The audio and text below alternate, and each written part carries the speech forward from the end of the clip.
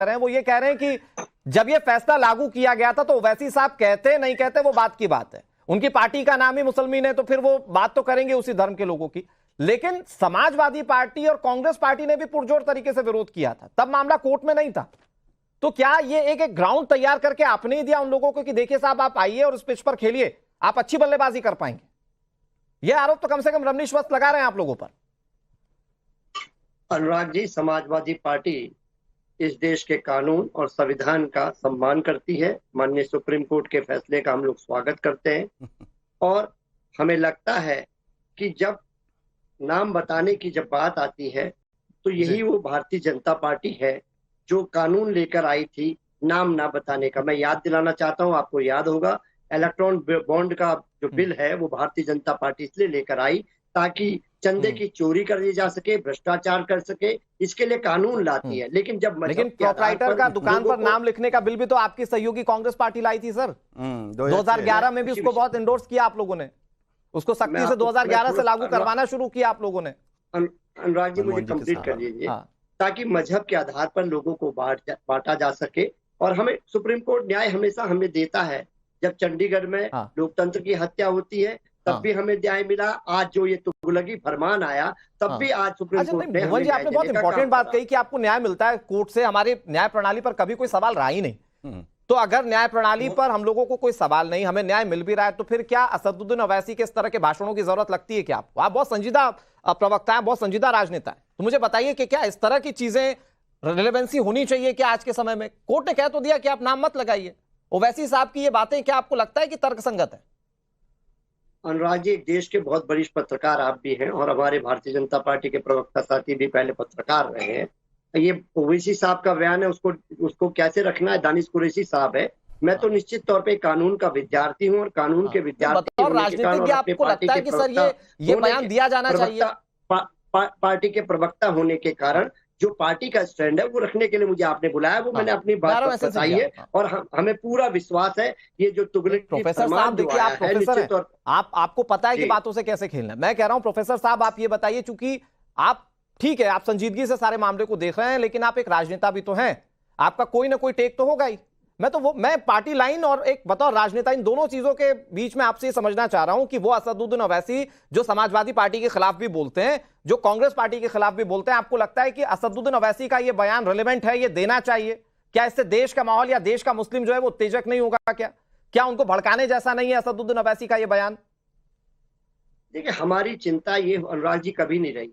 ना तो हमारी चिंता रही कि भारतीय जनता पार्टी क्या बोल रही है, हमारी चिंता रही कि ओवैसी साहब क्या बोल रहे हैं। हम तो सिंपल से उत्तर प्रदेश में एक सूत्र पे चलते हैं, पीडीए प्लस इंडिया। इसको हमें केवल चिड़िया की आंख की तरह केवल वही दिखाई जाते हैं जिससे कि भारतीय जनता पार्टी की मुस्कुराहट को छीना जा सके, क्योंकि 2024 में इसका है। हम लोग उसी दिशा में काम करते हैं।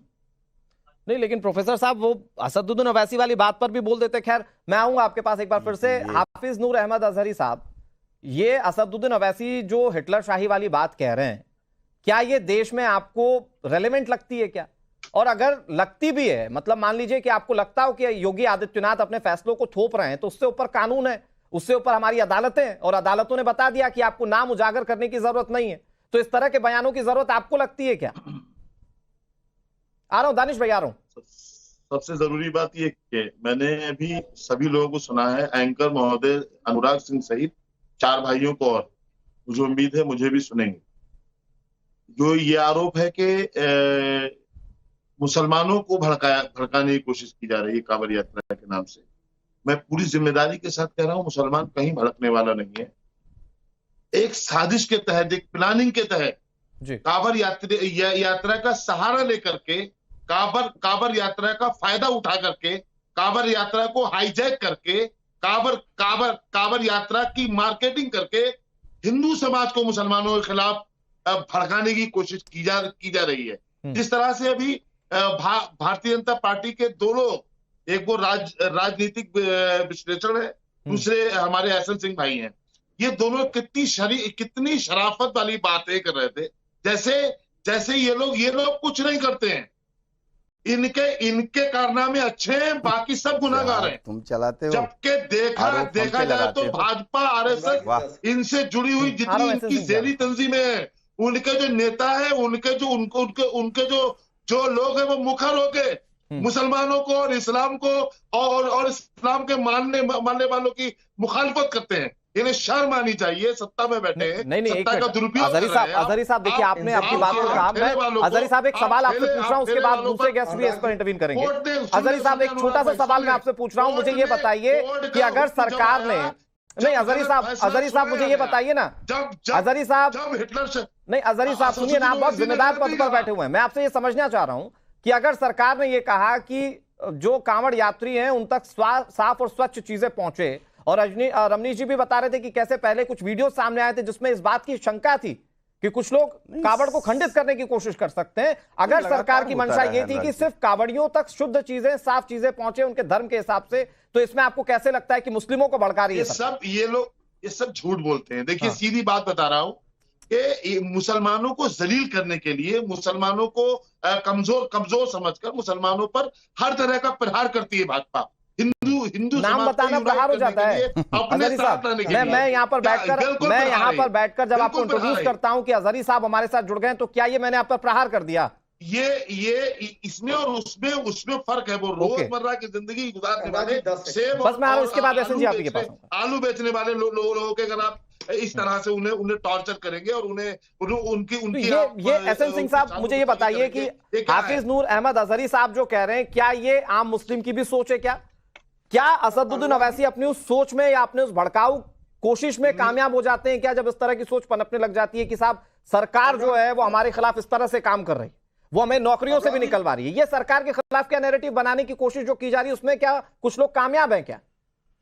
बिल्कुल, देखिए 2014, 17, 19, 22 के चुनाव में आपका जिम्मेदार चैनल दिखा है, ताकि भारतीय जनता पार्टी की सरकार इसी नाते बनी कि हमको सर्व समाज का वोट मिला, सर्व समाज का समर्थन मिला। मैं छोटी छोटी दो बातें कहूंगा। एक तो समाजवादी पार्टी के मित्र को कहना चाहूंगा कि आप पढ़िए और ये जानिए कि 2006 का जो एक बना, आदरणीय स्वर्गीय मुलायम सिंह जी जो आपके सबसे बड़े नेता हैं, वो उत्तर प्रदेश के मुख्यमंत्री थे, उन्होंने लागू किया। और कल मुकुल रोहतगी जी उन्होंने कहा कि कानून कहता है कि दुकानदार का नाम और जो फर्म का प्रोपराइटर है वो डिस्प्ले होना चाहिए, पहली बात। दूसरी बात, मैं इन पे आता हूँ, समानता की बात जब होती है आदरणीय अनुराग जी, सिर्फ और सिर्फ समानता की, उसमें हिंदू मुस्लिम नहीं कहा जाता है, तो कहां से इनको डर लगने लगता है मुस्लिम का? मैं एक बात पूछना चाहूंगा विनम्रता से, हमारे क्या हाफिज नूर अहमद जी हैं, आप बताइए, धार्मिक यात्रा पे आपको छूट मिलती थी, दूसरे धर्म को नहीं मिलती थी, ये जायज है क्या? तालीम की शिक्षा आपको मिलती है, दूसरे को नहीं मिलती है, छूट है क्या? आपके मस्जिदों का चढ़ावा देश के लिए न उपयोग हो, केवल हिंदू मंदिरों का चढ़ावा उपयोग है। आप कभी खुलकर कहें क्या? नहीं, सभी का होना चाहिए। अलग से संविधान आपके लिए बना। अगर हम कहते हैं यूसीसी लागू हो जाए, हम कहते हैं कि देश में एक संविधान लागू हो जाए, तो आप कहते हैं दिन पहले देशवाद में, इसके पिछले एपिसोड में हमारे साथ बैठे थे अजहरी साहब। अजहरी साहब ने इसी जिम्मेदार चैनल पर कहा हमारे लिए दिन पहले देशवाद में, तो दूसरे के लिए भी दिन पहले हो सकता है ना। लेकिन भारतीय जनता पार्टी ने 10 साल में पूरे देश में और 7 साल में उत्तर प्रदेश में कोई ऐसा कानून लेकर नहीं आई। बड़ी जिम्मेदारी से इस चैनल पर कह रहा हूँ, जिसमें जाति धर्म मजहब देखकर ले आई हो। लेकिन अजहरी साहब ये मुझे बताइए, आप आरोप लगा रहे हैं कि ठेकेदारी कर रहे हैं हिंदू समाज की। एसएन सिंह साहब, अजहरी साहब एक मिनट, आप कह रहे हैं कि हिंदू समाज की ठेकेदारी कर रहे हैं यहाँ पर बीजेपी के प्रवक्ता, मुझे ये बताइए कि क्या मुस्लिम समाज की ठेकेदारी कुछ राजनेता नहीं करते हैं क्या? वो कहते हैं कि प्रधानमंत्री बन गए नरेंद्र मोदी तो ऐसा हो जाएगा, वो कहते हैं सीए एनआरसी आ जाएगा। क्या पूरे मुस्लिम समाज की ठेकेदारी कुछ पर्टिकुलर लोग नहीं करते हैं क्या?